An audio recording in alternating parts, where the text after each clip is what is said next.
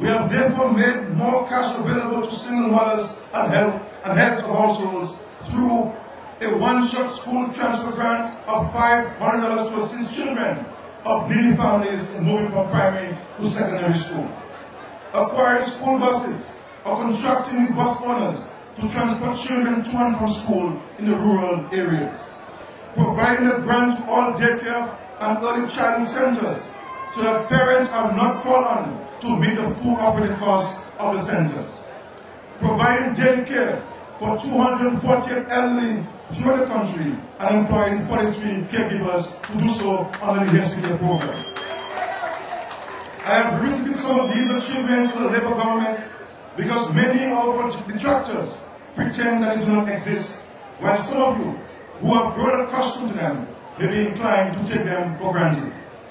Brothers and sisters, friends, because we are carrying part in our government, we constantly keep our eyes on events at home and abroad that can have an impact on the cost of living. While available information tells us that we have been spared the worst effects of the global recession, the truth is that we are not yet out of the woods. Many authoritative sources, including the World Bank, have recently warned that the major global economies, China exempted, are not likely to show signs of recovery before the last quarter of the next year. Most of our CARICOM member states have however been severely negatively impacted by the global crisis, and in the case of the OECS, the central bank has had to intervene to stabilize the fiscal situation in at least 2 member states. And I will make a statement tomorrow on the part played by Dominica in this intervention by the Eastern Caribbean Central Bank. Meanwhile, we will continue to exercise vigilance and the fiscal prudence that have insulated us from the worst effects of the recession.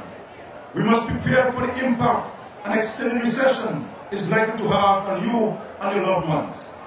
We have consulted you at every stage of our tenure in office and also throughout this campaign to date. Repeatedly, the #1 concern of Dominicans is the cost of living and the pressure that these places on your ability to make ends meet and maintain your standard of living. We are concerned about this, and we intend to introduce a number of measures in the first 100 days of our next term that we believe will lessen or remove the impact of the cost of living on you, the residents of Dominica. Accordingly, after consultation with the relevant officials in the various departments of government, and also after drawing on the expertise of respected economists and financial analysts, I am pleased tonight to be in a position to announce some specific measures that we introduce within 100 days of our being returned to office. Insofar as this applies to employees within the public service and statutory bodies, we will within the first 100 days of our term regularize the minimum pay so that all full-time employees receive no less than $1,000 per month. This is significant for the scores, indeed hundreds of low-level workers in the government service who take home some ridiculously low wages and salaries. We are of the view that in today's Dominica, and given the standards that we have set ourselves in terms of quality of life that we wish for our citizens, no worker in Dominica can survive on less than $1,000 a month. Therefore, as a caring government, we will set the lead by moving immediately upon our return to office to guarantee all full-time employees of the government of Dominica a minimum salary of a combined wage of $1,000 a month. Ladies and gentlemen, we shall regularize all positions in the public service, and this regularization will include the creation of 100 new positions for nurses, create 150 positions for teachers so as to continue with our program of the appointment of temporary teachers at all our primary and secondary schools who have been in the service for a minimum of 2 years. Additionally, create 50 new graduate teacher positions at both the primary and secondary schools, and in the process, removing the disparity in pay between primary and secondary school teachers. Complete the audit on non-established workers and appoint a committee to advise on the implementation of the recommendations. Ladies and gentlemen, our party is aware that one of the factors contributing to the relatively high prices on supermarket shelves is the high freight charges faced by importers. We recognize that there is little that can be done by the private sector or by the government to reduce these charges. However, we believe that every dollar that we can save on the cost of the basic item to purchase will go a long way in easing your financial burdens. We have therefore decided that in the first 100 days of this new term, our Dominica Labour Party government will reduce port charges by 20%.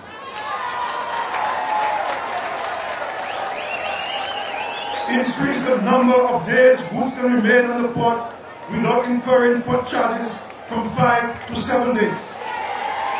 And remove all custom duties and port charges on gifts, including barrels valued up to $150.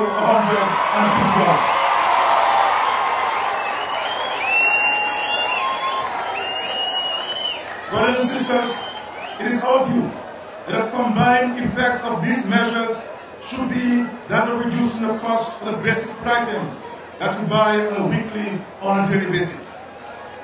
You heard me mention this last week, however.